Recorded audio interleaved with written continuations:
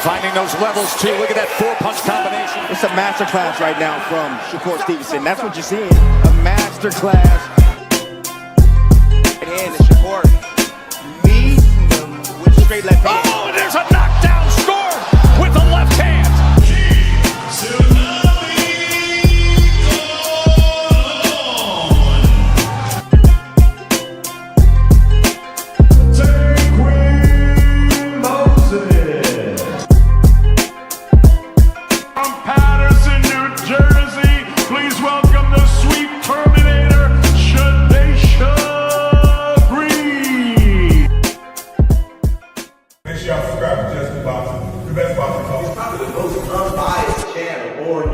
Right now, we're going to give him his just due. Shout out to my brother, Just Due.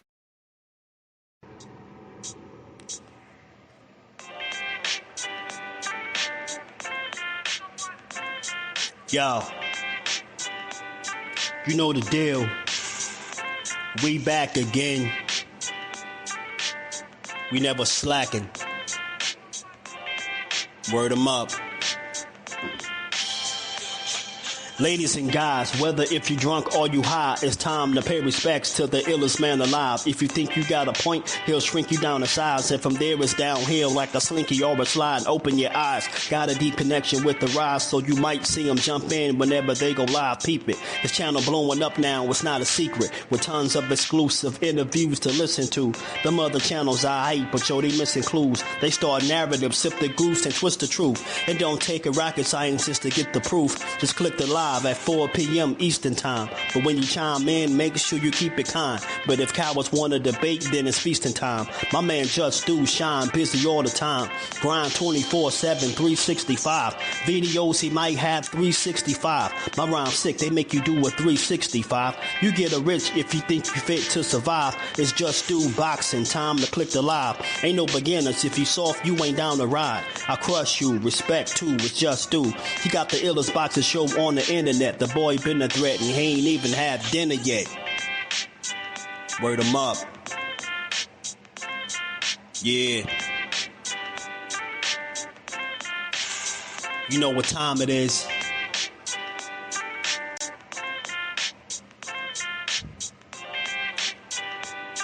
$4 p.m. Eastern. Click the link.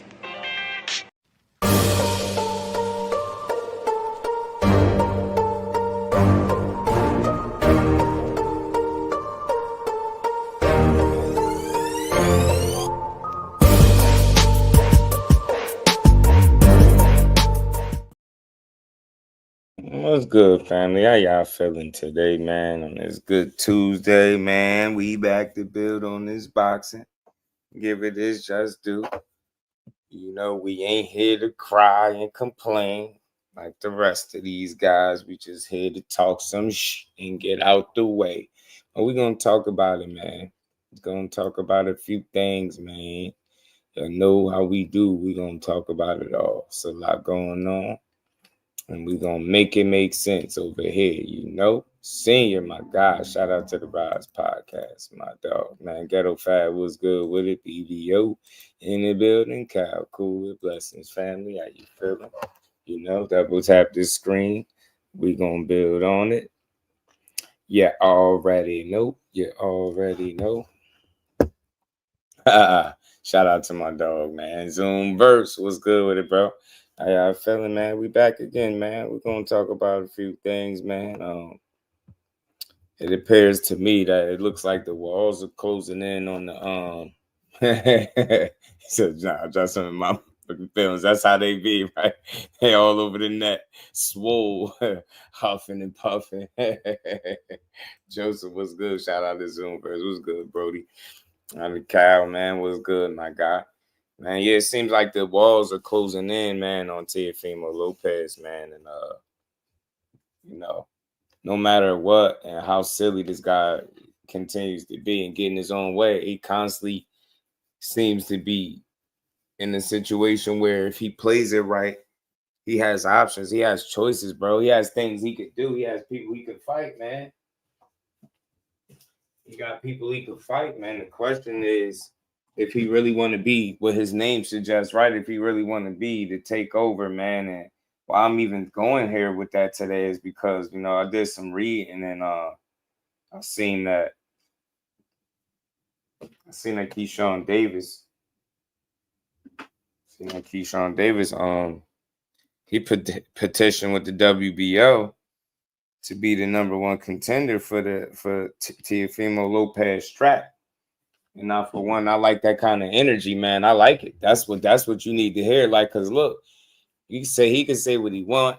I just like to see great fights, good boxing, man. Look, make no mistake, Teo can fight, bro. And either which way he turned, even though it's a challenge, that's what he should be in it for. That's what he said he in it for. He in it to be great, in it to be the best. He said all the time to take over this and this and that. He gonna start beating these boys up. And you know, remember the classic line, whichever monkey want the banana. Nah, bro, you got people putting pressure on you. The walls is closing in. You got Keyshawn Davis petitioning to be the #1 contender. He ain't playing. He on your ass. And then you got Shakur Stevenson actively pursuing you, and people making fun of it, saying they got a social media agreement to the fight. But Shakur Stevenson said, nah, man. He's saying he agreed, you know, with Turkey to have a fight with Teofimo. From what it seems like, from what's going on, it seemed like Teo dragging his feet. Seemed like, even though it seems like Turkey Allen Sheik wasn't willing to work with him, seemed like he does have somewhat of an opportunity to make a fight there. And the question is always the same as it is in any other situation with Teofimo, right? Is he going to really pull the trigger? Is he going to go fight the guys that need fight? Simple and plain. Like, look, we seen what you did against Arnold Barboza, who was chasing you down actively for a while, and you gave him what he was looking for. You took him to school, you beat him. Kudos to you. But again, man, you at 140. Where's competition at? Where's guys that really actively want what you got? You got that WBO strap. Look, Shakur is chasing legacy, I believe. I think that's always been his thing. If he gets a shot and an opportunity at you, that's an opportunity for him to be a 4-division champion. I'm pretty sure that's all the motivation he would need. And if you Teofimo, if you could be the first one to shut up and Shakur Stevenson, Mr. You know, defense himself, and you know, the little TBE and all the other little things you want to call him, right? If you could be the first guy to beat him, then that says a lot about you. You know what I mean? I think it speaks volumes, and it really start to really truly allow you to separate yourself from the competition in terms of, you know, the quality that you have on your resume. And they give you bragging rights. I'm pretty sure you would never shut up about that. You beat him here, never shut up. Just think about it. He still bring up, you know, the Vasil Lomachenko win. Think about it. He beat Shakur. We'll hear about this for the rest of his career. He legit won't ever shut up. So all I'm saying is, I get it that nothing is signed and sealed, but I'm all about the conversation and what makes sense. It makes sense if you Teofimo Lopez and you're trying to prove your worth and you trying to, you know, solidify yourself even more, even further in the sport, then you got to take one of these challenges at some point. And truth be told, that's why I say I feel like he got some real enablers, some jock riders around him, because what kind of fan base does he have where he got opportunity after opportunity to fight all these guys and he won't do it? You know, you got Hitchens in the background, right? You could do that for some NYC type stuff. You had the Devin Haney fight that you left on the table and let float by. You had the Subriel Matias thing. You chose Steve Claggin and had more notable names. You get what I'm saying? Like, the track record at 140 looking shaky, man. He ain't looking like a guy that really want to prove his worth.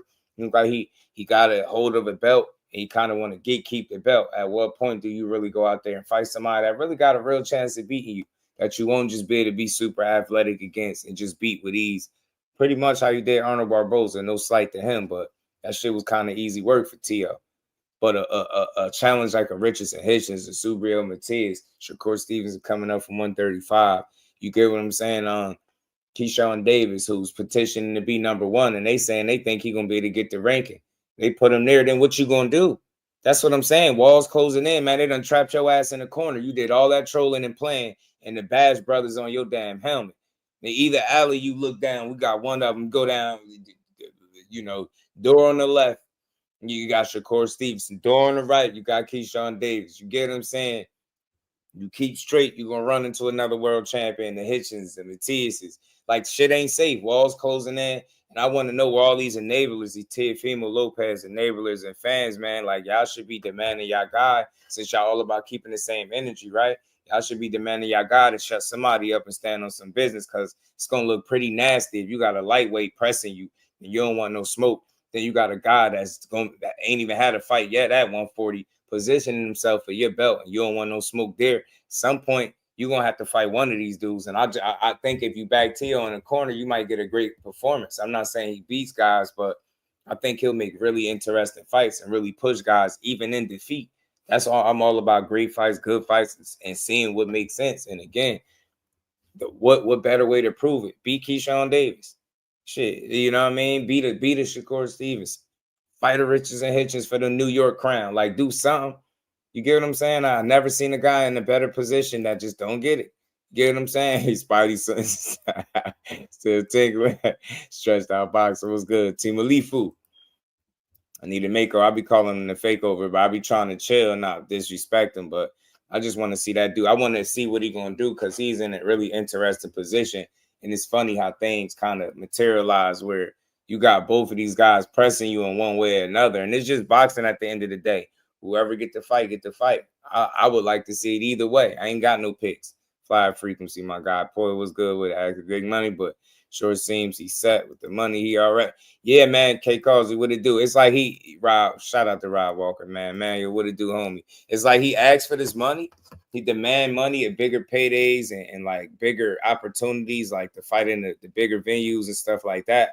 But he get these opportunities and he kind of piss on them. And he's been consistently doing this. This is something that he's kind of making a regular occurrence. I don't know. I haven't got this shit need to be studied.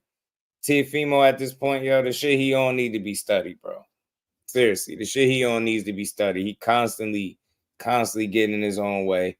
He essentially conveniently likes to play businessman, and it just he don't really got the situation and the fights to show for it. You get what I'm saying? So I like this news from Keyshawn Davis, bro. I like him pressing the issue.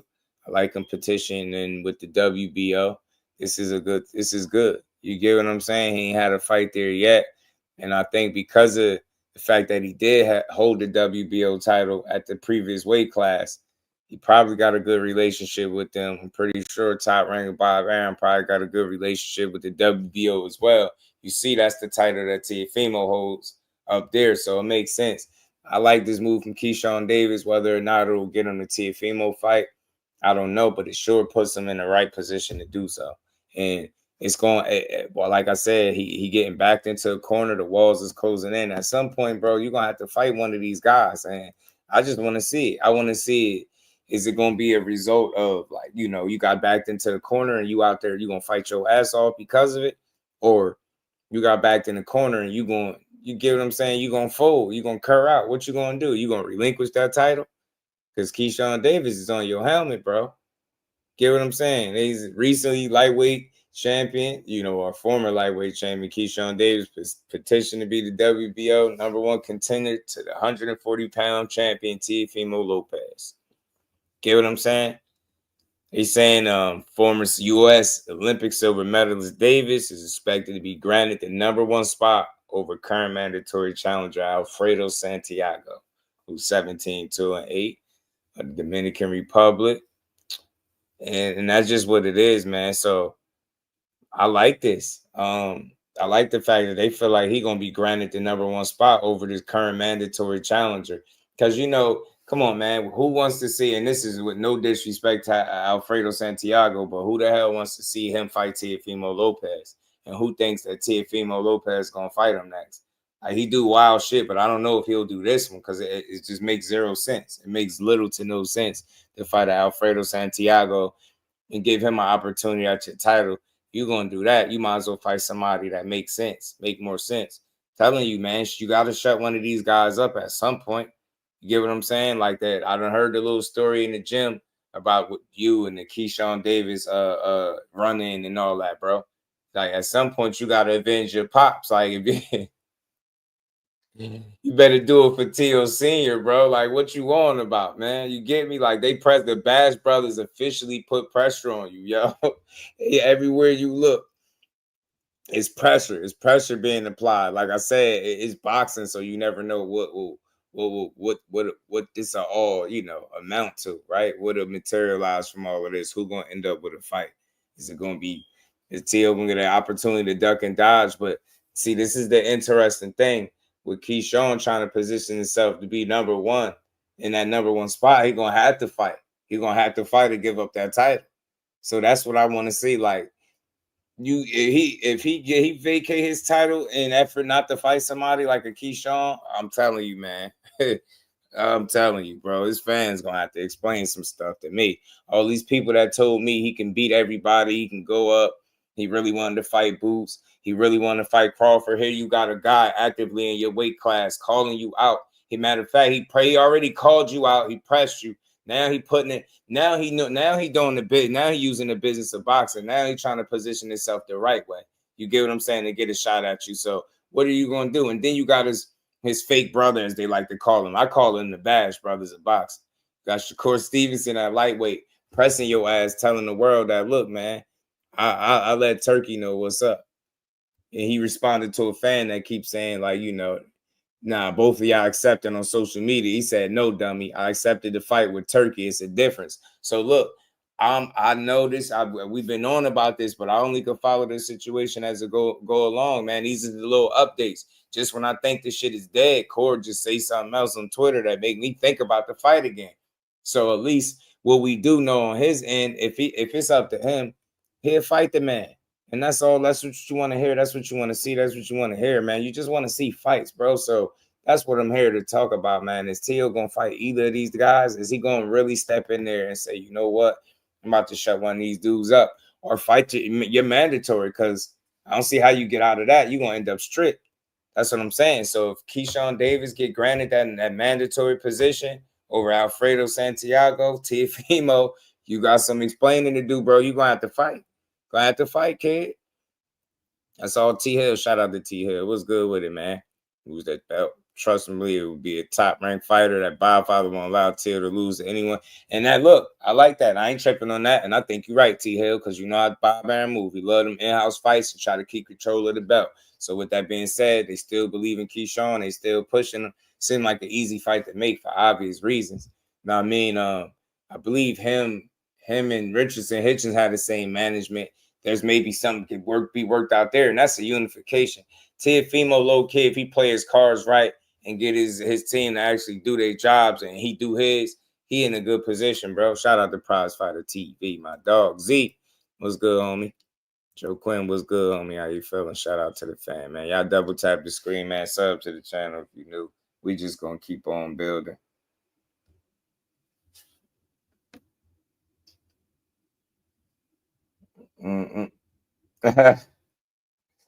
Yeah, man. So we're gonna keep building, y'all, man. So the minister, the Finch Bride Walk. Oh, shout out to my guys, man. So look, and he got options. Petitioning is a good move. It's a smart move for Keyshawn. He silently, like he quietly did that. Ain't making no big announcements, man. You seen him say he gonna come back when his mental is right. And we all understand that, man. We seen some of the things he went through, the outside the ring stuff. We get it, man. If you need some time to get his mind right, so be it. But I like moves like this because it lets you know that boxing is still on the brain and he still understand he got work to do. It also lets you know that he seemingly made his mind up because in that most recent interview he did with Ariel Helwani, he was saying like sounded like he was a little undecided about what weight. You know what I mean? Like that wasn't necessarily the main focus at that particular point. So it's good to know that he's doing this and that'll lead him to 140. So now we could start putting his name in conversations, I think, with other guys that's at 140. And look, I'm not saying I'm no matchmaker. I'm not trying to put matches together, but we fight fans and what we like to see. And Frank Martin is guys that's being both moving up to 140. Neither one of them had a fight there yet. They had the little run in with each other with the back and forth. you know what I'm saying? They got asked about a potential fight between the two. You heard what Frank Martin's response was. You see how Keyshawn Davis responded. I mean, that's a fight that he said more recently. Frank Martin said he'd leave it in the dirt. So, hey, man, I'm for fights like that. I think it's good. It's meaningful. It makes sense. Again, Keyshawn Davis it ain't nothing to play with, bro. And I said this since I've been seeing him fight. I thought he was going to be one of them guys. Thought he was a future world champion. He proved me right. And I think he's going to continue to prove me right. He had a little hiccup with his situation with De Los Santos, who, by the way, man, De Los Santos, have y'all seen De Los Santos real quick? Let me pivot. Shout out to my guy, Cash Sports. How you feeling the backstory? And, man, real quick, have y'all seen De Los Santos, bro? Check him out real quick. Let me pivot real quick, y'all. Look at De Los Santos. Bro, De Los Santos look bigger than Brian Norman and whatever this kid over here on the other end. Dude is huge, bro. Shakur said, man, Edwin probably 190 pounds. Edwin said, no, 200. 200 is crazy. This man running around at 200 pounds, bro. And he expecting to get back down at 135. He had a whole training camp. And think about it, he had a whole training camp where people felt like his face was sunken in and then he didn't even get to fight. He split ways with Samson, and this boy picked up all that weight, bro. 200 is wild, man. I don't know, Edwin. That's why, man, it's important for guys to stay active and get in the ring because I don't give a damn what you say.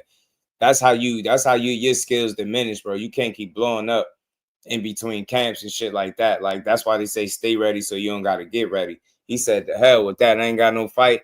Man, I'm about to eat and chill. Bro, big as hell, man. Teach was good with it, Teach. Man, you get me? We look cooked on this guy, and this dude like blew up, bro. So I don't know what's up. Shout out to Edwin, though. I would love to see him back in the ring, man. I know it wasn't his fault why we didn't get to see him. I wish we would have got to see him and Keyshawn scrap. I think that would have been one of the best fights of the year, man, too. And one of the best fights at lightweight. I think that was going to be real entertaining for us. But 200 pounds fighting at 135 is crazy. And again, some of this live is going to be about the selective outrage with these fans, bro. Ain't nobody going to say, is he a weight bully? Or is that, have we ever seen Devin Haney up at 200 pounds fighting at lightweight? I want to know. I mean, do we just be mad at Devin? And from what we know, he ain't even on no snack. I thought it was only snack that was like, this dude is going to lose how much weight to get back down to 135? Count from 200 to 135. Do me a favor real quick. I'm just trying to see something. I'm just trying to see how many pounds is that? You get what I'm saying? You won't see nobody making no videos calling Edwin De Los Santos no weight bully. None of that. Thank you, my good brother T Hill. 65 joints. Shout out to Kahana. He said hello from Phoenix. Shout out to Phoenix, man. Appreciate you pulling up. Shout out to Phoenix, man. My God, appreciate you. But yeah, 65 pounds. Bogus. Nasty work, man. But shout out to Edwin, man. That's the unfortunate part about boxing when you run into that inactivity in the sport. And it's stuff that's outside of your control. But I think it would definitely always be smart for him to kind of try to maintain his weight because that right there is just completely treating it like you don't even box no more. You hell with that. Like you just came off of looking big. You was just looking big before this. Now you look even bigger than you was the last time. You get what I'm saying? That's crazy. Like, I don't know. I just would hate to see him not be himself when he come back because he having fat camps and shit. And I don't care who you are. At some point, that shit gonna bite you in the ass. You gotta be more disciplined with your weight, man. I mean, that shit definitely could be the beginning and the end. So Edwin looked like he ready to move up, man. He said, and it's in the thread, he's saying to people like 135 is so easy for him to make. He said it's easy for him. So I'm like, man, bro, you sitting at 200 is wild, bro. That's a lot of weight, G. It's a lot. But he's in his very quick shave. He back at lightweight. Now you can see it in the arms and everything. Yo, he bigger than Brian Norman. Yo, Brian Norman a welterweight, bro, at lightweight. Brian Norman is 2 weight classes above him. He look bigger than B. Norman. Oh, man. Kevin, what's good with it, fam? How you feeling? What's good with it, bro? Edwin De Los Santos cruiserweight, man. I'm telling you, Mr. Grandy, what's good with him? He said De Los Santos. Yeah, he look bigger than Norman right there, bro. That's crazy, man. It's crazy, but I just wanted to point that out, man, that he looking chunky out here. You won't hear no videos probably about it. You won't really hear nobody complaining about how big he is, how he able to pick up this much weight, how he's able to make 135. Ain't nobody gonna ask none of them questions because it ain't popular. He ain't popular enough for people to go in about it, right? But if his name was something else, and we all know if his name was something else instead of Santos, we know people would be all on his case about it. We know if he was any of the top fighters that we talk about, they'd be all over him. You get what I'm saying? So, not for nothing, man. It seemed like if you're gonna be running around at 200 pounds, bro, it's safe to say you definitely don't need to be fighting that lightweight. Because he looked like he 200 comfortably too, bro. That's Eduardo. That's Eduardo De Los Santos, bro. That ain't no damn Edwin. That's Edgar. That's Edgar De Los Santos right there. Sammy Sosa De Los Santos out this boy. I don't know who the hell that is right there. That ain't De Los Santos. That ain't no damn Edwin, bro. Y'all lying to me. That is not no damn Edwin, man. That is Oscar De Los Santos right there, bro. I don't know who the hell that is. I know Brian Norman when I see him, but I don't know that guy to his right, which is to our left. You know what I'm saying? We don't know his. He said, damn, 7'7", 11, 2 kilos. Yeah, it'd be hell, man. They'd kill him, T Hell. They'd kill him. And look, Core was like, Edwin like 190, man. He like, nah, no, 200. He made sure he you know what I'm saying? He made sure he said what it was. Shout out to Kevin, man. Appreciate you. Double tap the screen for your boy if y'all new. Sub to the channel. Turn your notifications on. You're on the road to 10K. We like 50 something away. Let's walk it down. If you're new, make sure you subscribe and say what's up to your boy. Don't be shy. We're going to talk this boxing. We're going to build. But yeah, man, this is Edgar. This is Edgar Oscar Sammy Sosa De Los Santos. I don't know who the hell this is, bro. He big as hell, man. He big as hell, man. You know what I'm saying? He big. He big. D for the win. My dog. What's good with it, Brody? How you feeling, man? Good to see you. And Simply Savage, you said left. Left. I don't know what you mean. Are you saying our left? Yeah, I know De Los Santos is to our left, but he's to the right of, B Norman if you want to be technical. That would be B Norman's right side, not his left. If that's what you was talking about. But double tap. Let's keep going. But so yeah, man, Edgar Oscar De Los Santos, man. That dude big as hell.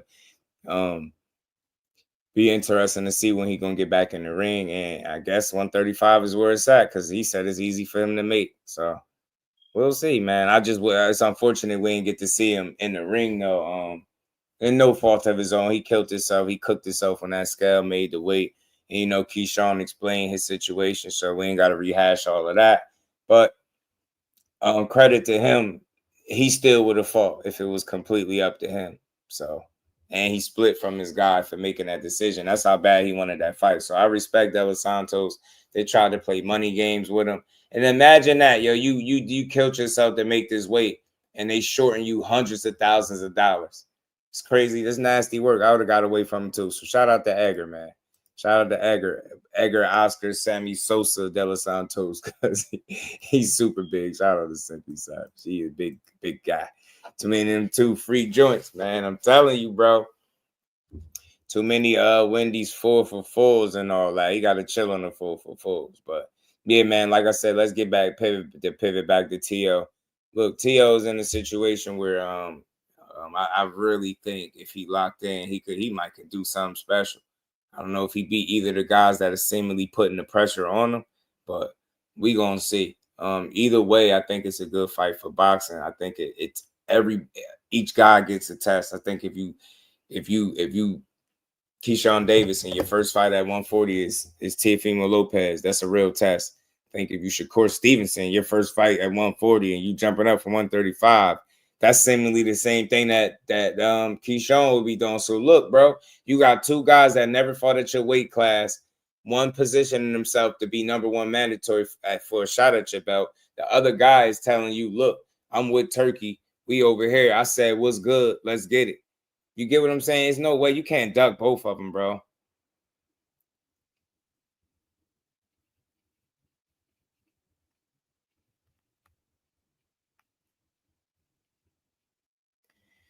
man, great fighters leaps to be champions at the next weight. Yeah, so it's like, you get what I'm saying, Rod? I wonder, like, who Lee Jackson in the building? Which one he gonna choose? You get me? Which one is he gonna choose? Like, is he gonna choose, door number 1 or door number 2? You gonna go left? You gonna go right? Or you gonna keep straight? Like, you don't see these two lions, you know what I mean, chomping at the bit to fight you, bro. Like, I just want to see how great he could be, and I think the same goes for all of them. I think a win over either guy, I think a win for Teo over Shakur proves a lot about Teo. It says a lot about him. I think if he beats a guy like Keyshawn, a young, hungry guy, even on the come up, I think it says a lot about him. He's fought lesser guys than both of them, so I don't understand why in the hell wouldn't you entertain either of the fights.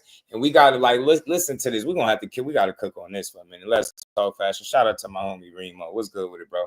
We got to talk about this. This shit got to be studied.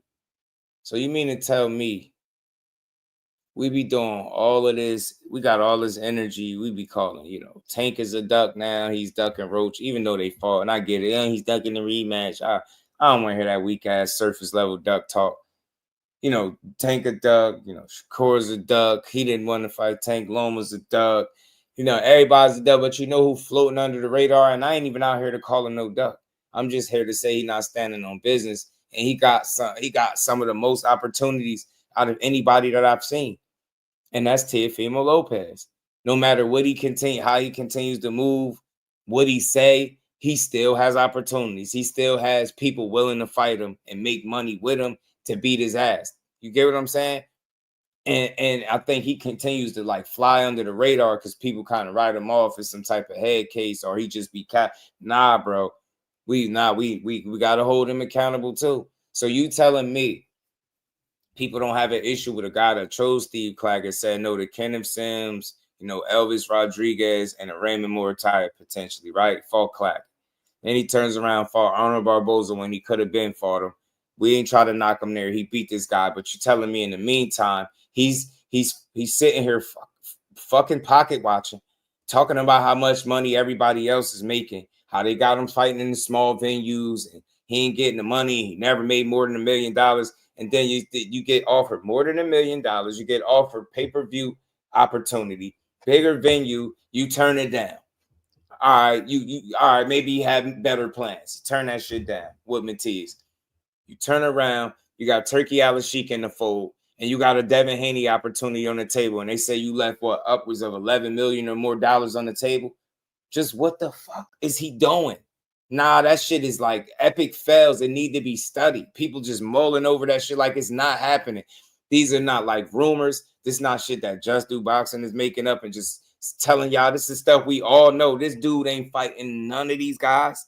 So he says no to Matias. Mind you, he said Puerto Ricans are easy. He beat Puerto Ricans so easy. If they mad, so what?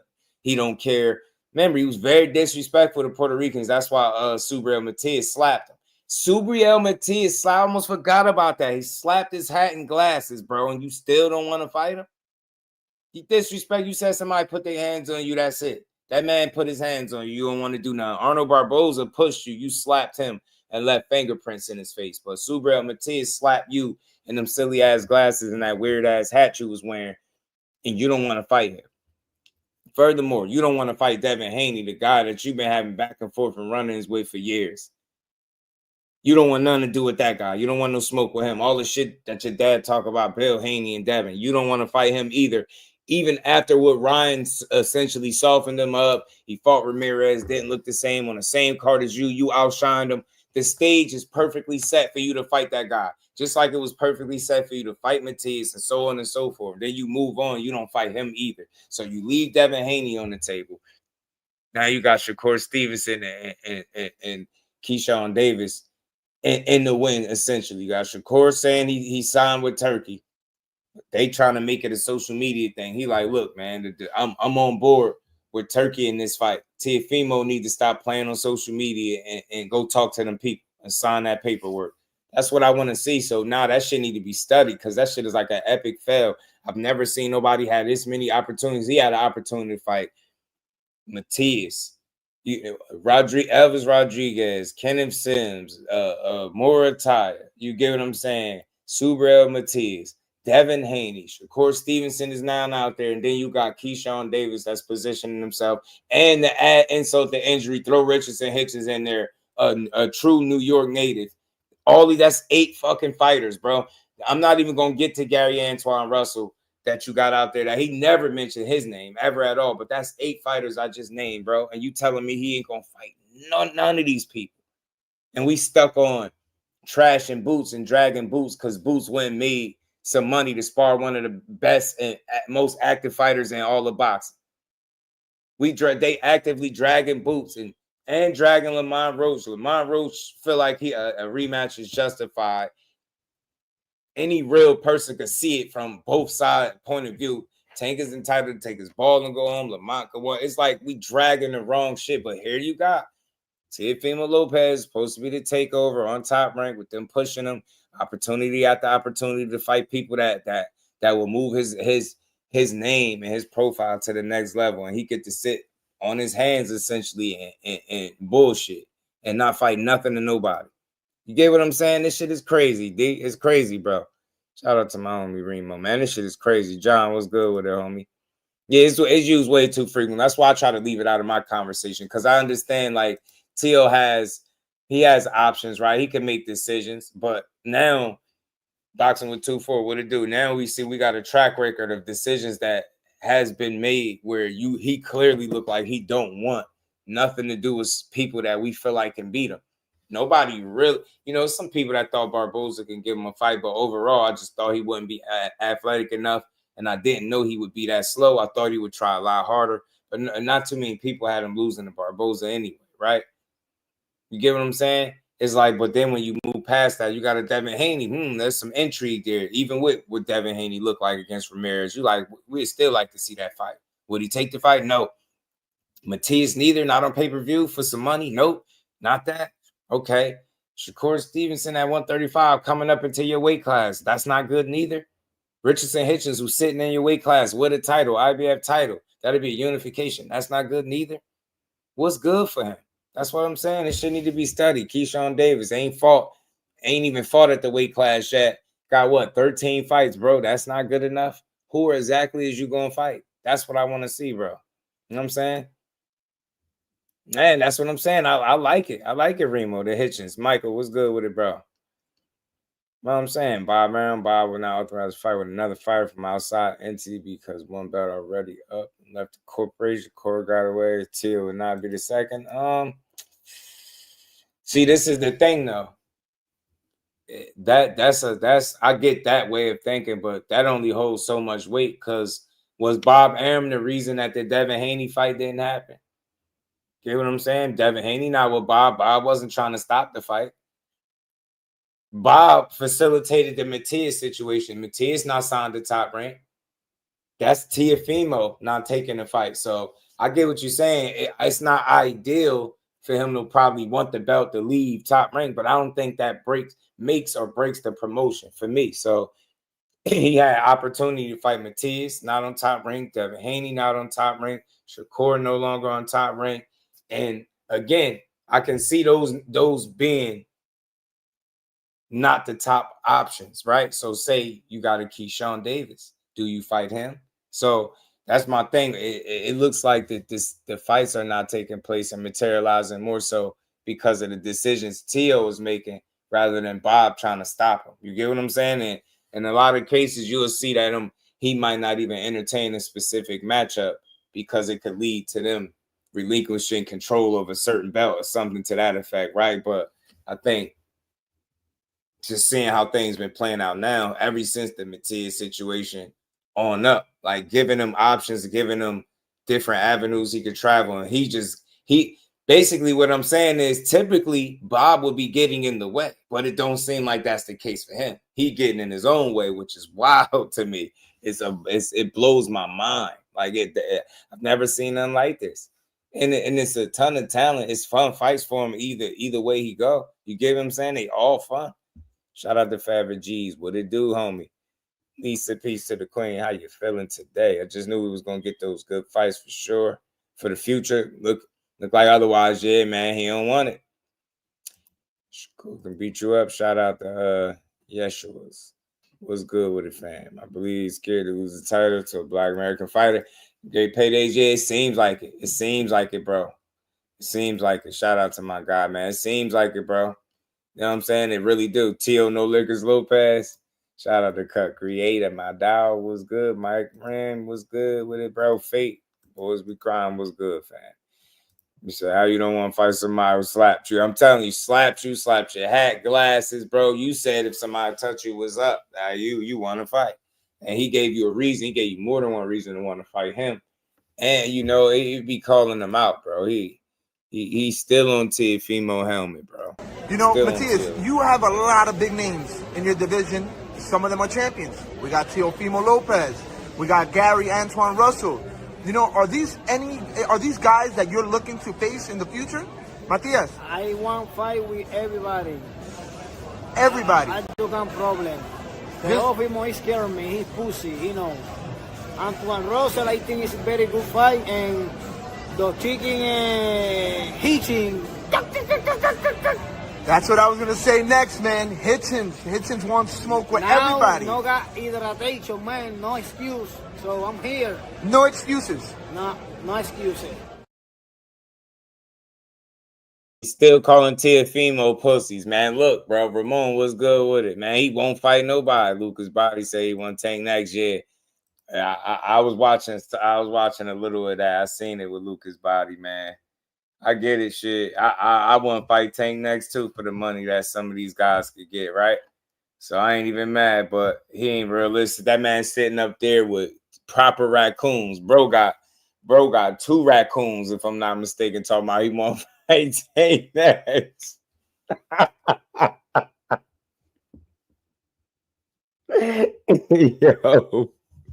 Yo, bro, sitting on Mill City. Respect to Lucas Bahdi, bro. You're a dog. But you sitting up there with 2 proper raccoons, as my bro Skills call it, talking about you want Tank next, bro. Roger Gutierrez gave you the double raccoon. What you think Tank gonna do? Tank gonna punch you out the ring, bro. He too slow for Tank. He not athletic enough, and he's too susceptible to clean shots. If you seen what Ashton Seal was doing to him, he was lighting him up like Christmas tree, pinata. Like, nah, Tank ain't the fight for you, bro. Like, I get it. I want to fight Tank too, so I ain't even mad when somebody say that. But you can't be sitting up in an interview with 2 proper raccoons talking about, yeah, I want Tank next. Nah, that's not necessarily the path to travel for you, sir. You might want to keep working, bro, because that's gonna cut your shit short. I'm not even gonna hold you. Not trying to play. There's no scenario where you get in there and you could say, oh, Tank about to retire. He ain't the same. I'm not trying to hear none of that. Nah, Lucas Bahdi is not on that level because he hasn't shown or even fought on that level. I think Tank will knock him the hell out bad. He's sitting there with the double raccoon on this shit with the thick gold chain. I'm feeling the gold chain. Shout out to Lucas Bahdi. You know what I'm saying? But nah, that's not the fight. Nah, Tank gonna punch your ass out your shoes or something, bro. Sitting up there, double raccooned up. Yeah, talking about, yeah, I want to take that. Say like, bro, yeah, you better let your eyes heal before you talk about fighting Tank, bro. I'm just saying, just let them eyes heal. Hold on, while we talking about Lucas Bahdi, let me play a little short clip he had. And lastly, send a message to Tank. If he is to beat Jake Paul and you get that opportunity next, what's your message to Tank? Tank's getting knocked the fuck out. I'm his kryptonite. I tell you that right now.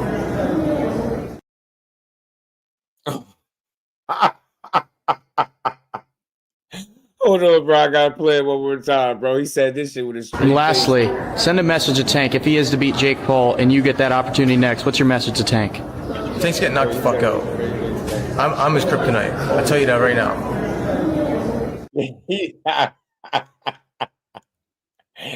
Nah, you Tank kryptonite is crazy. And think about it, since then, he fought Roger Gutierrez, got proper raccooned up, and talking about Tank. Nah, shout out to Lucas Bahdi. He's supposed to say exactly what he's saying, but you know, me as a fight fan, I just believe in levels.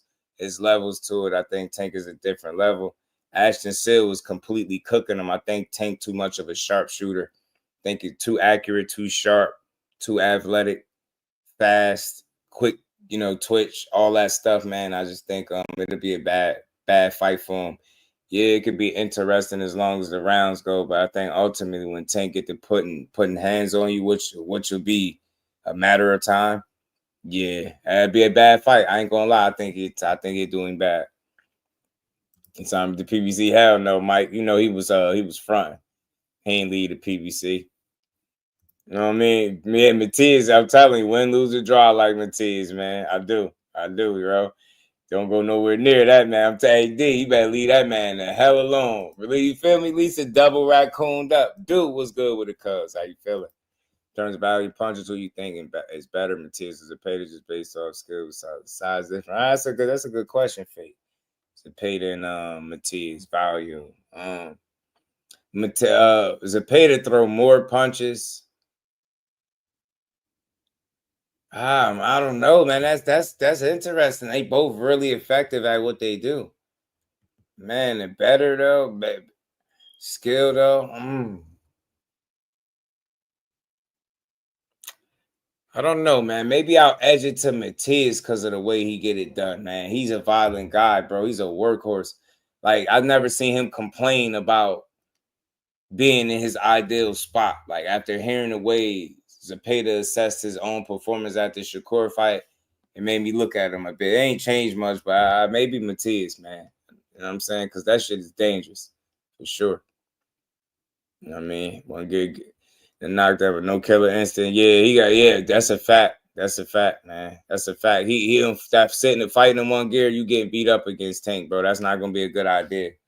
But shout out to Lucas Bahdi. He said we were supposed to say, but he looked in that camera with a straight face too. Wasn't he? With dead ass, wasn't he, y'all? But yeah, man. Keyshawn Davis being number one, positioning himself to be number one, expected to get that said position over Alfredo Santiago. I just want to make sure y'all know before we move on past that, because we're going to talk about the Exodus files in this video. You know, they talked about the Tank and Jake fight. And again, I'm telling y'all, bro, I don't know. Hate works in a weird way, right? Because the more that y'all hate on Tank Davis, the more that y'all say y'all not watching his fights, the more y'all keep saying who he not fighting and he not giving you what you want. You're talking about him. And you don't just let like your disdain stop one time. Y'all do it constantly. So from the time you get a Tank Davis announcement and some information, y'all complain from that time literally all the way up into the fight. And then after the fight, y'all in every chat complaining and talking about everything that happened in the fight after saying you wasn't going to watch it. The only thing that you do is make his fights even bigger. You get what I'm saying? He constantly be the topic of conversation. You got people don't hold hit pieces trying to, like, I get it, tear the fight apart, but I got news for y'all, man. And it's unfortunate because people don't want to hear it. But yo, these guys don't fight for y'all, man. Imagine living your life due to what the other people say, man. And that's this is one of those moves where maybe he is being a little selfish to a degree, right? But he being generational wealth selfish. He being once in a lifetime, probably opportunity type selfish. You got to understand that shit. And for people to be like so fake mad, like that shit affect, how is him fighting Jake? If he was fighting Shakur next, how would that change your life? What would change? And I'm only asking that question because people are pretending to be so mad that's not even real, bro. There's no way in hell Tank Davis making his own decision that affects primarily him and the people around him. Nothing to do with me. I'm going to be up here tripping out. So at the end of the day, man, maybe he is being selfish, but could you blame him? Ain't boxing a poor man's sport and a lonely business, right? It's you snake, right? It's a grimy business. So when you see that the business of boxing and milk you, man, I was using this as an example the other day, man. Manny Pacquiao's 46, y'all. Don't tell me he want to still getting punched in the face. Don't give me this shit about legacy and still trying to be great. Because if that's the case, then fight all the young ones then. Fight all the young up-and-comers. You fought Mario Barrios. That was selective, bro. That shit is a bag move. That shit is about money. So my point is, you got people, you think Tank trying to be 46 years old, still fighting guys, world fucking champions? A couple fights removed from being fed, you know what I mean, with a damn spoon. being spoon-fed, like real shit being spoon-fed. You think Tank trying to do that? You think he ain't looked at that situation? I thought about that situation. I thought about other guys that, you know, made it once upon a time. I had it once upon a time and don't got it now. You think he trying to be one of them people? And listen, I understand 1,000,000% that you could be a little frustrated with something when you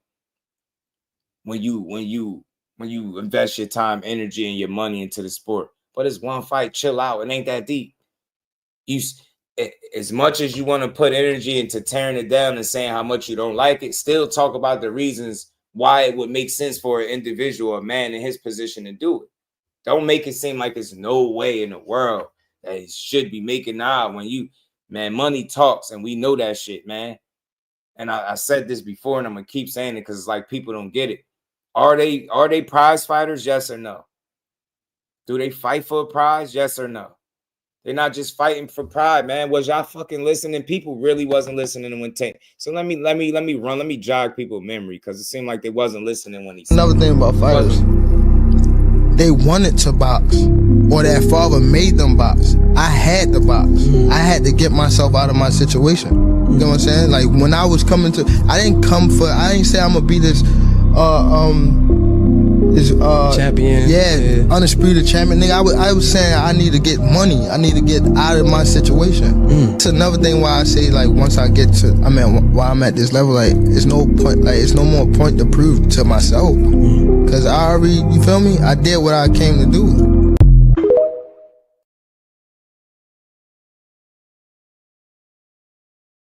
Man, did y'all forget? I'm gonna play that again before the stream is over. If y'all never heard that, if that's not your first time hearing, if it's your first time hearing, if I just jogged your memory a little bit, he fucking told you, man. He told you. How you gonna tell him how he's supposed to move? And he told you. I never told y'all I was about to be this undisputed world champion. I'm gonna just be, the super legend and the greatest fighter that ever lived. He ain't never sold you that story. Yeah, he says some things. Yeah, all fighters say shit and it don't come to fruition. I'm not about to nail him to the cross and crucify him because he had a list and saying I don't care about the list no more. I don't care, because a list is cool to talk about and throw out there for conversation purposes, entertainment purposes. But when that money is right there in front of you in the there and now, you're going to choose that money, not some imaginary list. You know how hard it'd be for him to chase down all the people on his list if we being all the way 100. All the way 100. That shit just wouldn't be easy. So look, man, I just learned to take the good with the bad with the boxing, bro, and not try to overreact. I'm just trying to get people to understand that it ain't that deep. You're overreacting over something that's going to happen, and you're going to go on the next day after it happened, and nothing is going to change. And then the next time, if he do fight somebody you want to see him fight, you're going to be tuned right in talking about that. You just never know what the next move going to be for this man. So until I see it, I can't just, I can't write him off, man. We're going to see, man. We're going to see. That man really told y'all what it was, bro. He told y'all. You know what I'm saying? Told y'all, bro. Told y'all what it was, man. You got to respect him, man. People really forgot. And again, like, just putting it in the context, like, look, a lot of people fight, man, because they fathers got them in boxing. And they making them fight it. Yeah, they training them up. Yeah, man, well, my son's going to be a world champion. He ain't had that. He like, bro, I gotta change my situation. I gotta get money. And when he fulfilled his own expectations, that's the part I think that where the big disconnect comes from. He's not moving his career based off people's expectations of him. Tank seems like he's moving off of his own expectations and what he wants to do. And when we sit here watching Canelo Alvarez actively pull people up from multiple weight classes down and get them opportunities to fight at 168 pounds and for undisputed, when we seen David Benavidez be primed in position, ready for that opportunity, and he had to move all the way to another division and start chasing a different legacy, right? Making his own mark. Like, you were watching Canelo Alvarez do this shit. And what I'm saying is he's doing it his way. Tank has just been doing it his way the entire time, and that is just no different, man. So I think it kind of bursts people's bubble when you realize that, look, listen, as much as you like that fighter and you rooting for him and you saying you support him, he's not moving based off what you expect from him. You get what I'm saying? He not moving based on what you expect. You know what I'm saying? Shout out to Ty. You can't have our expectations higher for someone else. They see for themselves. I'm disappointed, but I understand Tank. You know what? I ain't disappointed, you know, because it's a lot of honesty there. And in that honesty, you can't say he sold you something and then fulfill it. Like, I think that was one of the realest pieces of an interview of his ever. Like, bro, that other shit, that's for y'all. Like, yeah, you can say how great I am, and he should want to prove it. Can't tell nobody what they should want to do based on the reason that he got in it. I can see if he got in it to do that and then just changed his mind out of nowhere, kind of like switched up on the people, then maybe I can understand the outrage a little more, because it'd be like, nah, he was selling us a certain energy, and then he got to the point, he got the money and he changed up on us. That was never the case. He was always chasing the money. So he never deviated from what he's been on. That's why I be saying I don't understand why people be so enraged or fake outraged, bro. He been pushing the same story and the same energy. He's been very consistent at that. He's been leaving it like that. And that's what people just don't want to admit and be honest with. You know what I'm saying? So they got a tendency to be fake mad and outraged. And, you know, I can't believe he's doing it. And, you know, oh my God. You know, it's you know, he should be giving Lamont Roach's rematch. And I get that too, because I would love to see it. But sometimes guys are just going to make different decisions, and people are going to have to live with it. It's that simple. You know what I'm saying? Yeah, let them argue back and forth. That's what I say, man. While people sit back and argue about his legacy and who he didn't fight versus who he did and how good, you know, all the what ifs, he's going to be sitting back counting money or spending it. You get what I'm saying? Or continuing to make money. So that's why I say I'm just trying to get people to understand, man. Boxing ain't got to be this stressful, bro. At the end of the day, what another man does with his career shouldn't stress you out.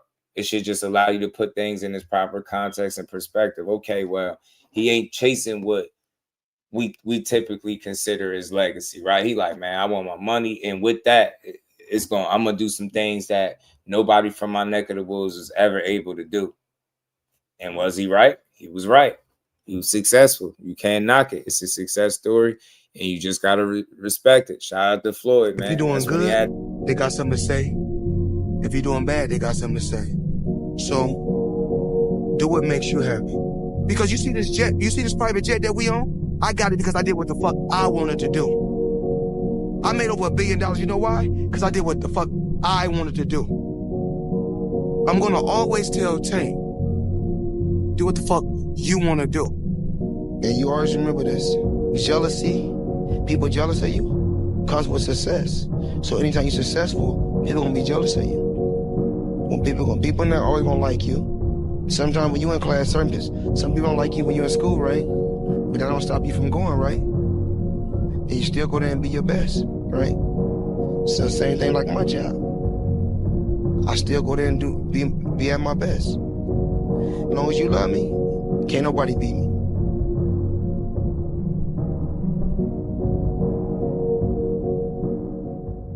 Another thing about fighters, they wanted to box, or their father made them box. I had to box.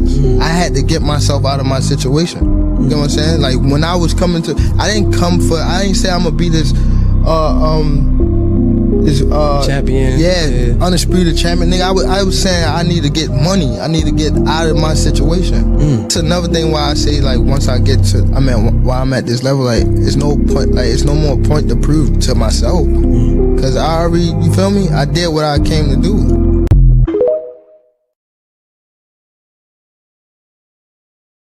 Nah, I get it. I get it, Ty. I get you in the ceiling, but you know what? Because what you're saying, I understand that. You know what I mean? Shout out to Sunshine. I understand that. Like, you see the potential in the higher ceiling. So you're like, damn. So you expect them to do more. But just think about it. Like, in life, we all, as men and women, we all doing, as adults, right? We all doing what's best for us in our situations. And I think we get so emotionally, I don't want to say it because everybody's not emotional, but we get so vested in the sport of boxing, right? And get so tied into it that we start to feel like these guys gotta move their careers based off what our expectations are. And I think that's where a lot of people kind of fall short, right? They imagine you living your life based off of what another person expected of you, and the kind of pressure that would be trying to live up to the expectations of complete strangers, knowing what he came from. And like, he like, bro, like, y'all know this is what I'm fighting for, and I'm doing anything and everything in my power to secure this bag and to continue making it. And I think along with that, it didn't come with the road to greatness that some people wanted to see him travel. But I don't think that takes away from what he is as a talent. I just think, you know, over the overall picture and the conversation, you know, will get a little interesting depending on, you know, what you talk. When it's all said and done and you discuss some legacy moves and fights. But again, it's sometimes when you can't expect somebody to chase something that they don't have an interest in or they don't care about. Right. That's why I say I try to listen to these fighters in these interviews, and you try to really understand where they coming from. And you get what I'm saying? Instead of just being overly critical of every move they make and not trying to understand anything. So I definitely understand where you're coming, because you're not dissing them to make your point. You just like, from a sports fan, damn, I see the ceiling, the potential. He can go a lot farther than that if he just push it. But in his mind, I think he's pushed so much in the effort to get out of his situation and to better his situation. It's came along with pressure. It's came along with mistakes, scrutiny, criticism, like a headache. Like, it's a lot that come with that shit. And I just think that might be the area that, in the eyes of some people, where he may fall short. It's when you start having that legacy conversation. But if you just listen to what he said, I played that again for a reason. He just explained to you what his why was. I'm big on that. He just told us what his why was and why he do this shit. Get what I'm saying? So I think some point you get to a point too where you just want to enjoy your life too. So without the expectations of strangers, right? And people feeling like, because I paid for his fight, so he got to do this next. Imagine that, bro. You get what I'm saying? So it's a tough situation to be in, but it's what comes with the territory, right? You know what I mean? Comes with the territory. But double tap the screen, sub to the channel if you knew we on the road.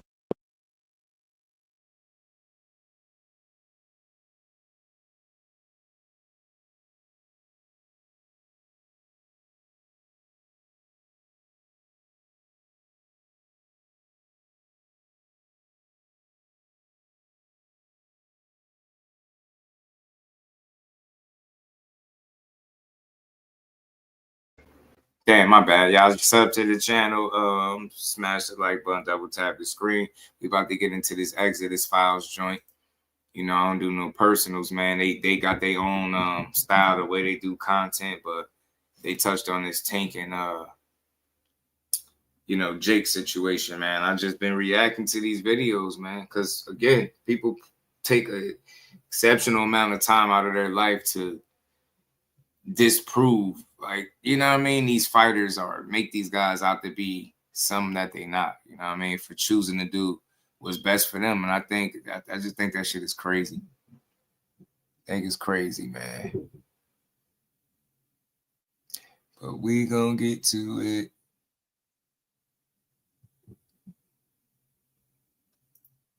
We gonna get to it. Might take motivation and shit being and get your thoughts on the Gervonta Davis versus Jake Paul situation.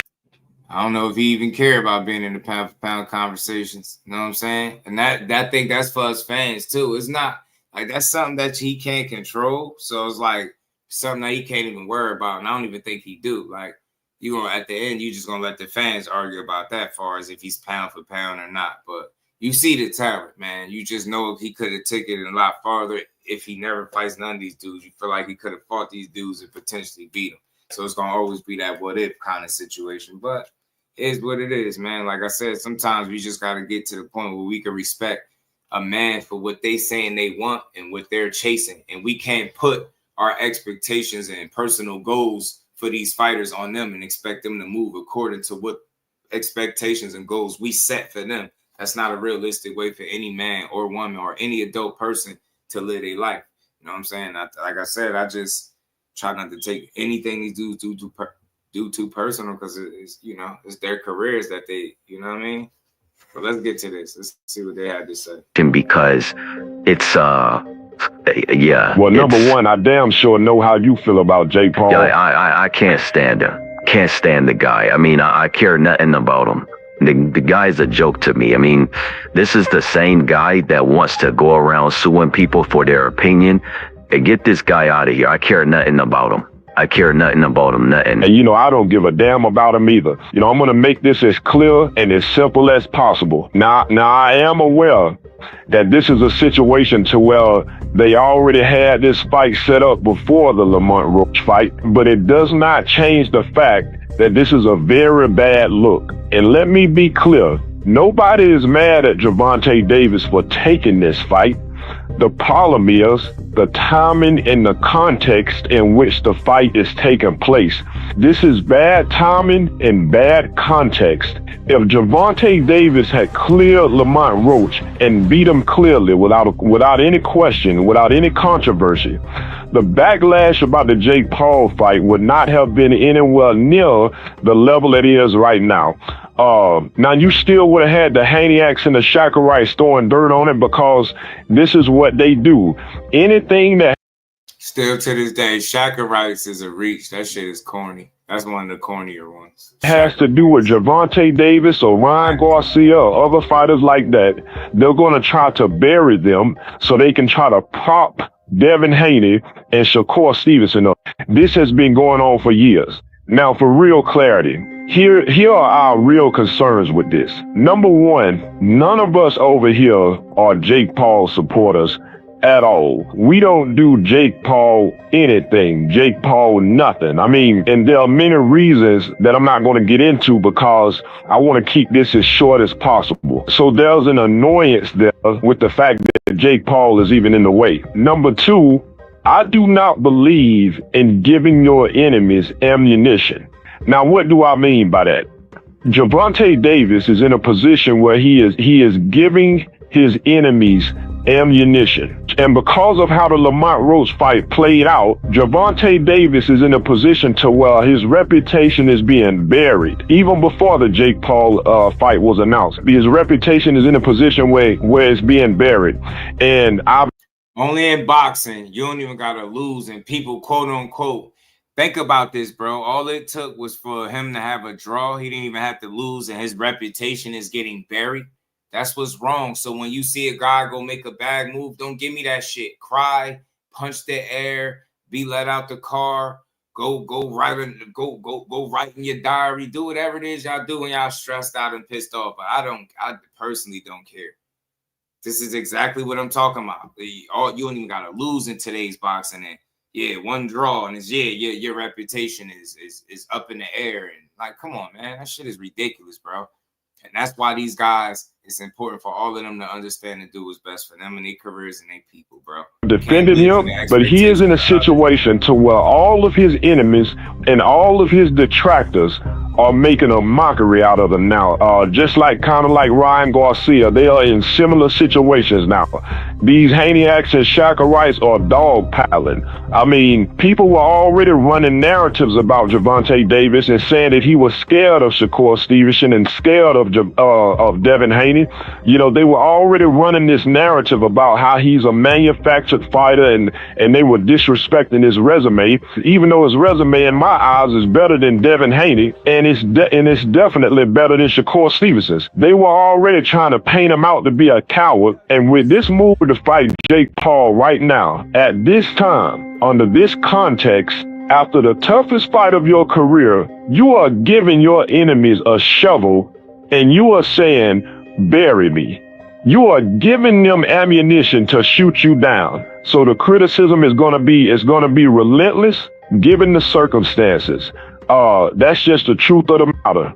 Now, yeah, this shit need to be studied, but all this shit sound good, but he's gonna be laughing to the bank. You think this criticism and shit gonna outweigh the amount of money he's standing to make? That's what people don't get. These guys not living for the satisfaction and the approval of their peers and other people, bro. He know he's in a position to do some shit that 99, probably 100% of these people that's criticizing it would do if they were given an opportunity to. Miss me with that shit, and I'm never gonna let that go, because that's exactly what it is. Show me that you'll be willing to turn down the money that they even reporting that he's standing to me. You just wouldn't do it. I don't believe for 1 second that Gervonta Davis is afraid of any of those fighters. I don't believe Gervonta Davis is scared of somebody like Shakur Stevenson at all, because Shakur had a chance to fight Gervonta Davis, but Shakur messed it up because he claimed he was worth a long-term deal. He wanted a long-term deal. Nah, it's not facts. It was never no deal in place for him to fight Tank.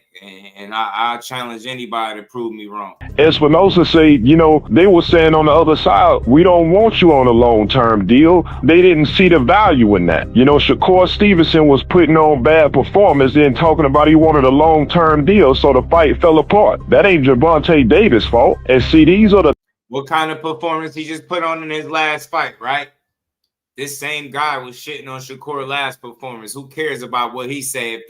If it was about how Shakur was looking, what's the logic in a fighter waiting for his opponent to look good before he fight him? You know damn well that's not the truth. Because if that was true, then they would have never fought Frank Martin, who was coming off his worst performance of his career against Artem, and they fought him. So miss me with that weird ass shit. See how quick and weird that is? He putting on these bad performances, and he once said he wanted a long-term deal. All that, and then went and got the biggest bag he ever made to fight the electricity. Make it make sense, man. Types of details that a lot of people glaze over, but also a lot of people don't even know.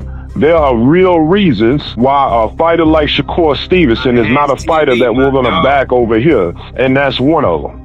This move from Gervonta concerns me because, look, money is an important part of life, whether it be money or people used to have the barter system. You know, they used to trade cattle and shit like that and seasoning, and whether it be cattle or whatever the currency is, it's always an important part of life. Whatever the currency is at the time, it's always an important part of life. And it is an important part of boxing, but it is not everything. You know, life is about currency. Boxing is about money. Boxing is about currency, but it's also about principle. It's also about reputation. It's also about respect. Fighting is about more than just lacing up some gloves and getting into a ring. Fighting is also about closing people's mouth. It's about shutting people the hell up. It's about defending and fighting for your reputation. The big stars have always carried this sport of boxing. Do you notice the very first thing he said it was about was currency and money, right? And that's what this fight is about, and that's what this move is about.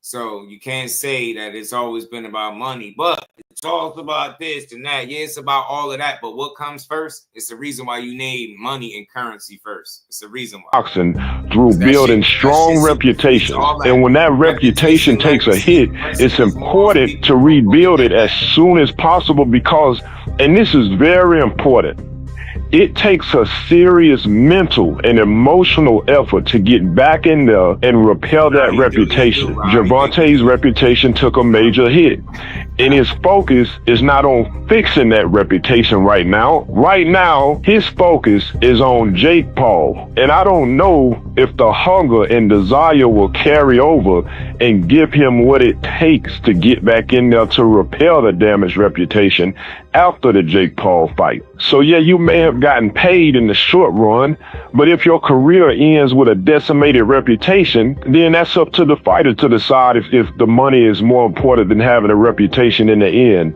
If Gervonta doesn't care, then that's his choice. And that's what it is. So why everybody complaining? Because y'all complaining about another man making his own choice. The truth is, yes, it is a great money move. It's a great money move, but it's a bad reputational move. It's just bad timing, and it's just bad context. It doesn't matter if it was Gervonta Davis. It doesn't matter if it was Canelo Alvarez or anybody. So I don't know why some people want to sit up here and act like act so surprised about the criticism like they can't believe it, because if any high-profile fighter took a major hit to their reputation and lost a fight, or was in a close fight, the way that Gervonta Davis was, then they immediately went into an exhibition match against somebody like a Jake Paul that doesn't have a great reputation in the sport himself, then they would receive the same heavy criticism. This shit is not rocket science. Take somebody like Keith Thurman, for example. Thurman was undefeated with a concrete reputation. Solid reputation. Then he lost to an older Manny Pacquiao, and he got put down by an older Manny Pacquiao. Imagine after Keith Thurman loses to Pacquiao, imagine that he immediately goes into a exhibition match with somebody like a Jake Paul. People would have been on his ass. Even Canelo. Imagine Canelo has a close fight with Triple G because it was ruled a draw. Then immediately after that, instead of going to work on Triple G's ass and repairing his reputation, Canelo goes right into an exhibition match with somebody like a Jake Paul. They would have been on Canelo Alvarez's ass. So the criticism is reasonable. I mean, it's just not a move that looks good for your reputation. So the criticism should be expected. We have concerns. We have serious concerns about the move. We have these concerns because fighters like Gervonta Davis, Ryan Garcia, and other fighters that have entertaining styles are great for the sport. They keep the sport alive. But if the reputations die, then the stars die, and the sport dies with them. I have seen so many young fighters with star potential ruin their brand and destroy their reputation just by making bad career moves. You know, I've seen. But I don't think this will be a case of that. And you could speculate. At the end of the day, he said it. It's about money, and he said this would be his choice. So all this analysis of the decision he made is just not even necessary, bro. It's shit. It's life, man. And it just goes to show you that I think the landscape of boxing is changing. I think people need to accept that as well. You know what I mean? Just call it what it is. Fighters take fights on short notice that they shouldn't have taken on short notice, and other bad career moves. You know, take somebody like Teo, for example. I used to like Teo a lot, but now he does dumb things. You know, Teo used to have a lot of star potential, but then he fought Kambosos foolishly and lost the fight. Then when he had a great performance against Josh Taylor, he decided to do a fake retirement instead of capitalizing off of that momentum and then going on to beat somebody else's ass. And since then, his reputation and his ability to draw money is nowhere near what it could have been. Now he has to participate in ignorance and ignorant behavior to try to remain relevant. I mean, it's just... That's not true. He chose to do that. He still have opportunities. That's not true. Yeah, it's not true. That's it. That's his opinion, but that's not the truth. You lost the Kambosos because you approached it foolishly, like from an emotional standpoint, you got beat, right? Use your emotion against you, and he beat you. You still fought to a split decision, a close fight nonetheless, but you lost fair and square. But since then, you still have opportunities. You chose to fight Claggett. You had more notable names. We all know who those names was. You had the Subriel Matias opportunity on pay-per-view if you needed. You had a Devin Haney opportunity that you could have fought on Riyadh season with a lot of money on the table. You got a Shakur Stevenson pressing you right now, and according to him, he signed up with Turkey to fight you. Then you get what I'm saying? You got a Keyshawn Davis trying to position himself at 140 for your title. So he still has opportunities. The reason he's not making the money that he said he wanted to be making is not because he lost to Kambosos and made that decision. It's because of the decisions he's made since then, turning down his highest payday. He just turned down a career high payday reportedly with Devin Haney. You get what I'm saying? 8 figures on the table. Come on, man. That shit is ridiculous. Horrible career management. Ryan Garcia took a short notice fight that he really wasn't prepared. Horrible career management. Nah, that's not that. The horrible career management is the moves that he's made since Kambosos. He's rebounded since that loss. That was at 135 pounds. Since then, he's won another big fight since then in Josh Taylor, and he just more recently defended the title against Arnold Barboza, who was undefeated, and he beat him. Nah, you got to tell the whole story, man. Don't just say some shit to make your argument sound good. No, Teofimo is in his own way. The reason his money is funny or the opportunities are not what they should be, it's not because he lost to Cambosis, man. That's not the truth at all. For and really shouldn't have took. Yeah, Ryan got paid well, but his reputation is shattered now until he comes back and makes a statement. This move from Gervonta concerns me. Ryan reputation is shattered because he popped dirty against Devin Haney, cheated, blamed the whole world to paid the money, took the fine, the time out of boxing and all of that shit, and then came back and looked like a shell of himself against Rolly Romero. So if there's any reason why he looking bad, that's why he looking bad. It's not because he made a bad career decision. People just be overanalyzing these situations, bro. Do you see how much money they said they reported Ryan made to fight Rolly and lose to him? Get out of here. Bad business decisions, my ass. So according to them, 20 million reasons. Because you've already given your enemies the ammunition to bury you. So now you're in a position to where you really can't let nothing go wrong now. You got to play perfect now, because if anything goes wrong in the Jake Paul fight or afterwards, it will destroy the reputation. Also, if the fight is not entertaining, if it's boring, it will hurt the reputation. This is why I just don't see anything good coming from the fight. I mean, what are they going to do? Slug it out? I think it's more likely that people are going to be underwhelmed, because it's probably going to be an 80-pound weight difference, but maybe it works out. We'll have to see. But the fact is, understand, boxing lives because of fighters that have good reputations. And if fighters keep sacrificing their reputations for money by making bad career moves, then yeah, the fighters will get paid independently, but the sport overall will eventually die. So I'm not mad at Gervonta. None of us are mad at Gervonta or any fighter for taking the opportunity for a $40+ million payday, but it is. Exactly. 40 million. Y'all gotta chill. I'm just sorry. It's hard to say, nah, put that on hold, because the fans want to see, show me you turning down $40 million or anything remotely close to it. People won't turn down $5,000, $1,000, and you telling this man to turn down 40 million because of what you want to see.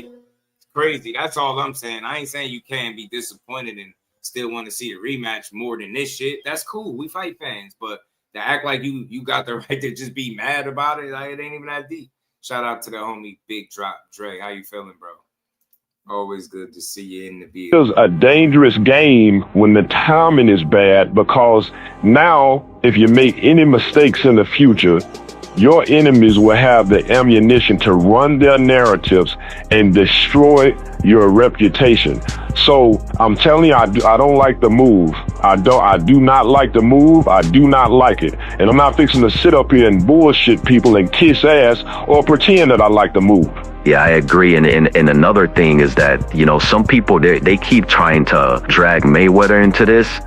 This has nothing to do with Floyd Mayweather. Mayweather did exhibitions when his career was already over.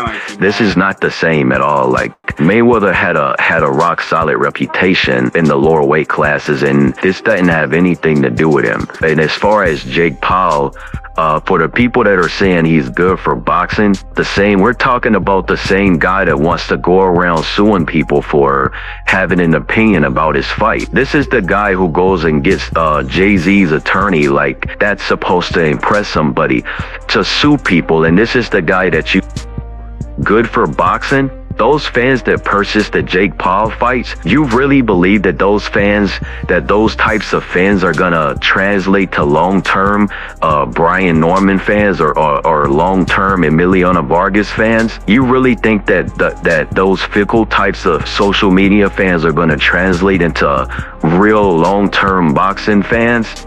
Some of these guys, they know. I'll tell you what, it's nobody's making that argument, but at the end of the day, they're along for the ride, and that's all that matters. They being a part of it, they bringing more eyes, more money to the sport.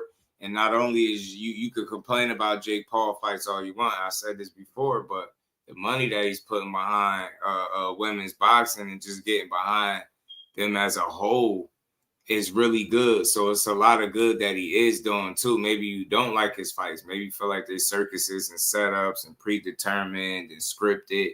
Cool. But that action that he giving you on them undercards, the Katie Taylor fights, and Manny Serrano's, all that shit is real. So him building a stable over there on MVP, that shit is real. Him giving Shadaza Green an opportunity and the platform, and then the bonus, all that stuff is real. So if you're going to talk about a situation, talk about it in its entirety. Don't just talk about it enough to make an argument, a negative argument, or have a negative opinion on him, right? Jake Paul is doing some good for boxing, if you're being honest. Shout out to B3 Picks. What's good with the B3s? Nothing. And you know, some people like to throw around the hater word. It has nothing to do with that. It's nothing to hate on. You know, we don't have any money issues over here. Trust and believe that that's not an issue.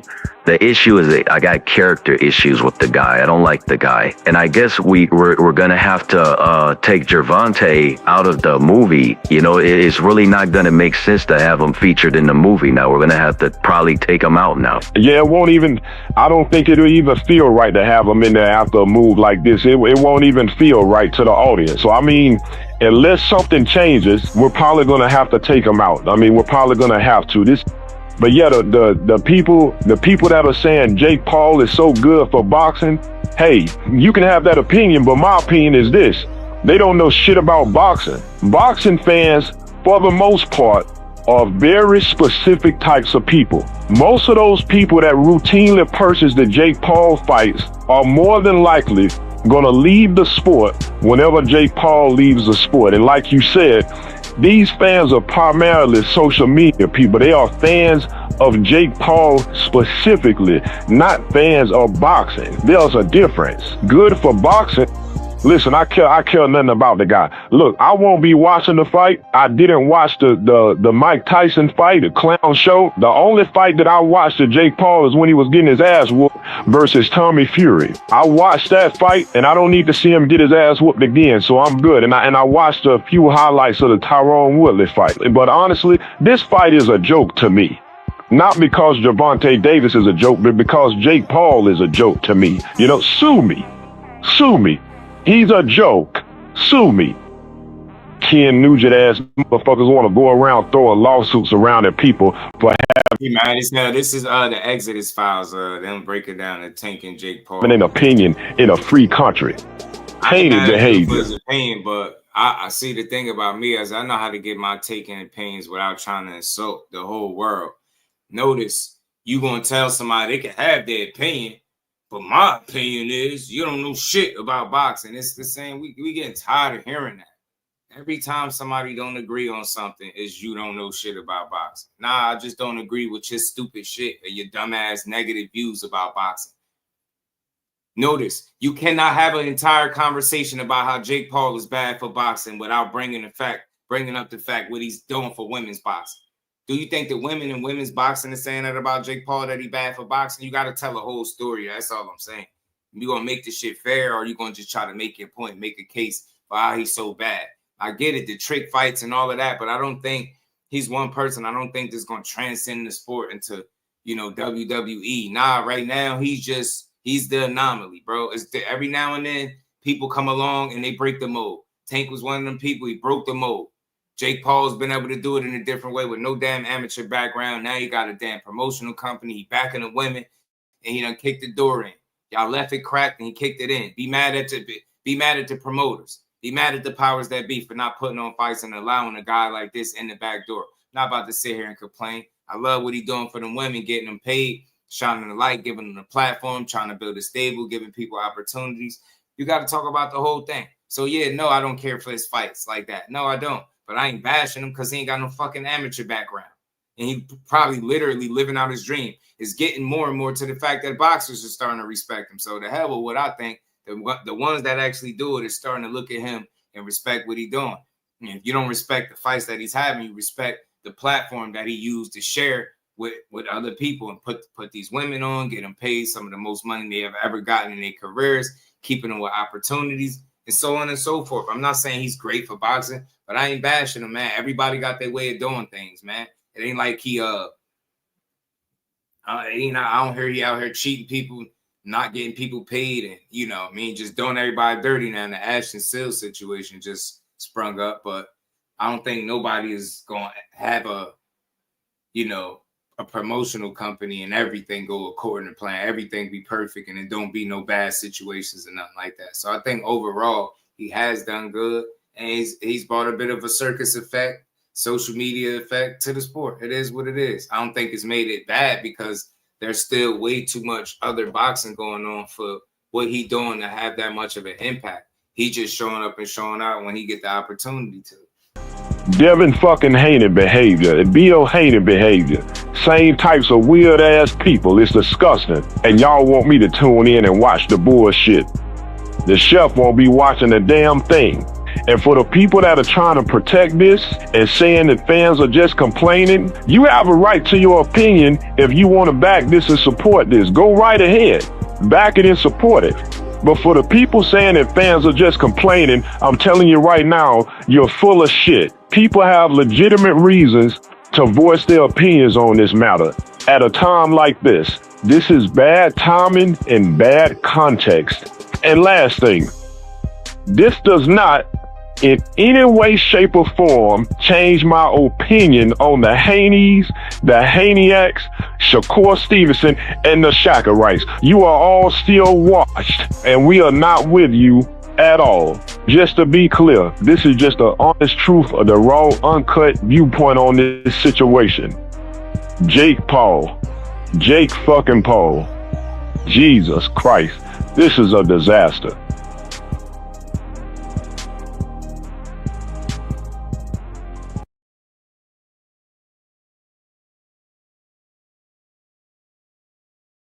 Shout out to the Exodus Files, man. Y'all go tap into them if y'all rock with the content, man. I have no personals, man. I just like to react to videos. It's just something I do over here, man. Look, shout out to Homeboy and his opinion. Everybody got one. I ain't here to tear him down for his opinion, but the thing is, it's an opinion, right? A lot of times when you hear people speak with all that passion, bass in their voice and that energy, you feel like they're passing their opinion across as a fact, and it's not. The Shakarites is corny. I hate that one, Teach. That's the worst one by far. I think the Shakarites is corny. You gotta come up with a better one.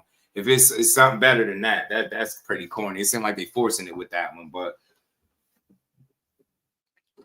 like I said, man, you could be mad if you want to. You could be swole, but that shit is happening, man. That shit is on the way. It's here now. Jake getting them videos together. Lamont was good with it, man. Said, you think it's fights be fixing your opinion? Look, I'll say this.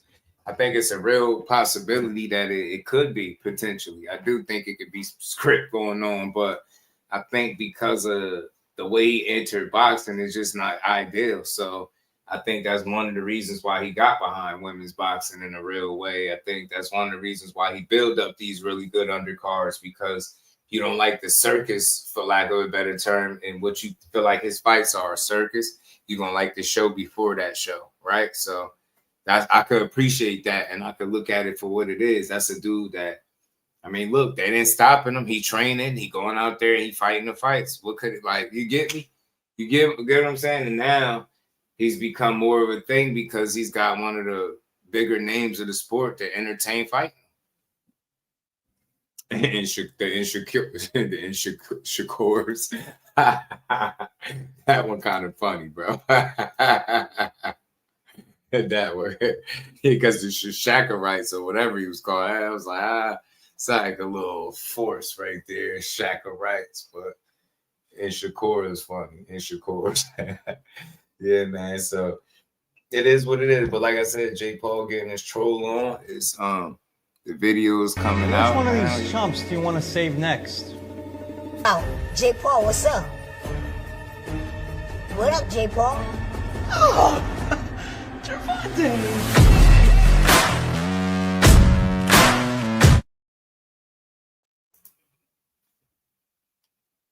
Man, that is wild.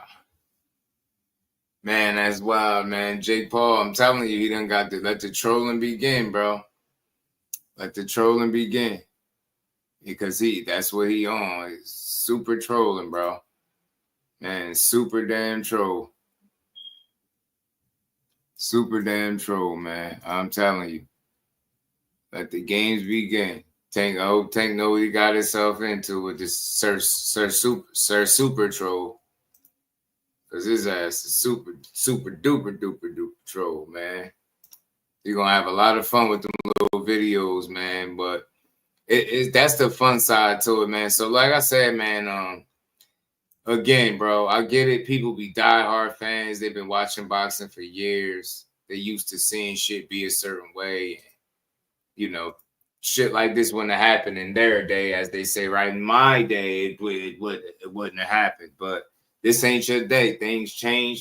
This sport became more of a business, and it's more about money. I think Wilder said it in his that other athletes get outside of their business, even in this side. Let's go a little simple as insurance for a fighter or insurance for an athlete. Other athletes, other sports, they're covered 100%. And if you even go deeper, they allow some of their girlfriends to get insurance to benefit off of other athletes' insurance. Not in boxing. You got to have your own. Don't you know that? You got to at least have a life policy. You got to have your own insurance in here because you don't even know if the promoter will really pay for the damn insurance, although they need $1 million to put on a fight. But that don't mean that your bills are going to get paid. I've been there, done it, man. You know what I'm saying? I'm like a veteran in this month. So this is not a sport to me at all. This is strictly business. From the time we train to get our mindset to be able to hurt another man that's trying to hurt him, to the mindset of getting my mind ready so I can be able to breathe, my breathing exercise, my fundamentals of being able to defend myself, to go at an offensive state when it's time. And this is what we call staying alive, survival. This is a survival business, baby. Because at one punch, at one given time, you can go over 13 fighter dies a year. One punch, that's it. We just seen it many times. I don't think no sport like this, if you want to consider it a sport. But you know, that's just my explanation of things as me being in the business, actually understanding what goes on in it, actually behind closed curtains, behind closed doors, behind sealed doors, actually. And I don't see it nowhere as a sport. Man, and I just play that for a reason because you see, like we keep talking all this sports shit. The more we keep talking sport, the more the fighters keep talking about the business. You see what the issue is? So the more we keep thinking like, the way things used to be and expecting to be able to apply that to today's boxing is not the case. It's more money in boxing. These fighters know it.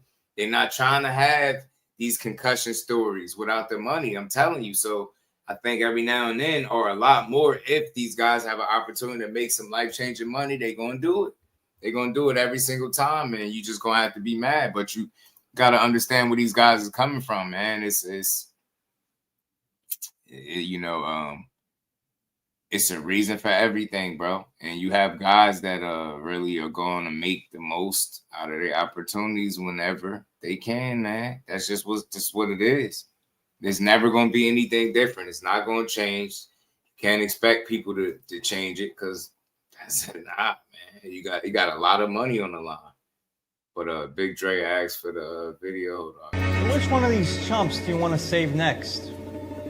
So, what up, J. Paul? Oh, Gervonta!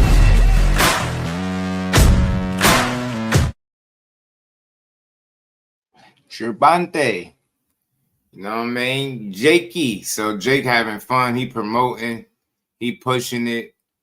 I mean, everybody having they different takes, but that dude is must-see TV. The same people that's mad, they're going to be tuned in watching, man. It's just the harsh reality of it, man. You're going to tune in because it's hard to ignore it. We love boxing, so we're going to watch that shit. Shout out to Queen Kendra. How you feeling today? Good to see you. Jane Briggs' YouTube followers out to watch, which bring eyes to the sport. So I'm like, get hooked and stick around. Yeah, man, I think there's a bit of a diehard fan in every casual, depending on how much they're willing to indulge in the sport of boxing and watch it, right? You know what I'm saying? But we're gonna we're gonna get to see just how many people don't watch this fight or do when they come. I'm telling you, it's always this, yo. They just all they do is make the shit even bigger, man. They make the fight even bigger and bigger. But let's keep building. We ain't done yet. Yeah, we're gonna keep building for a bit. We got some more things to talk about before we move on. So look, man, like I said, I wanted to speak about the two things that I'm saying. I'm saying Boots still get dragged for making a business decision to go spar with Canelo Alvarez. I think that's something that any fighter in his position would have did. I don't give a damn if he reached out to him. I see some reports out there saying that Boots got around $12,000 to spar with Canelo. Who cares how much money he got? He would have been sparring in Philly probably for free in his own camp, right? Not getting paid. So that's a freeze. I don't want to say it's free, but that's good money for him to go get experience. I'm pretty sure he's not about to get broke down in there with Canelo. Probably out there to give him some looks, maybe, help out a little bit. We don't even know the capacity in which they're training, right? We just don't know. So I see people still dragging him and they making a really big deal out of it. And I see people going from saying, sell out to he committed treason to what?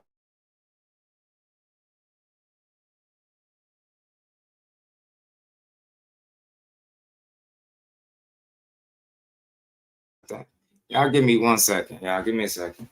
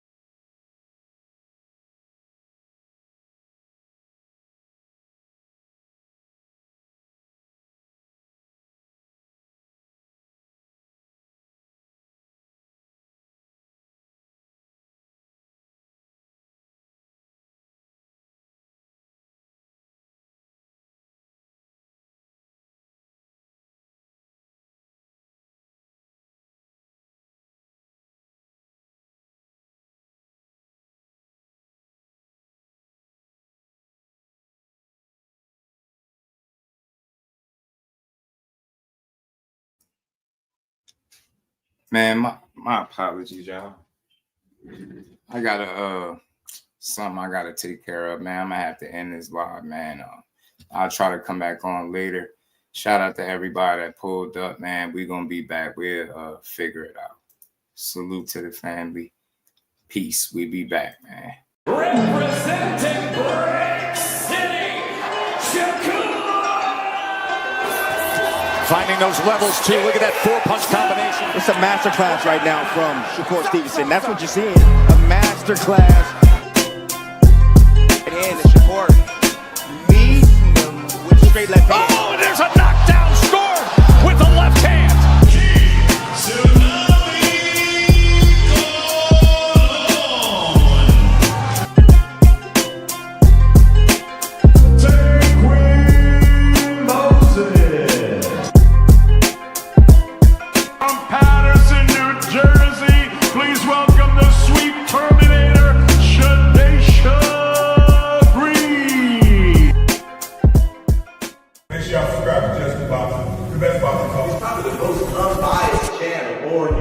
Right now, we're gonna give him his just due. Shout out to my brother Just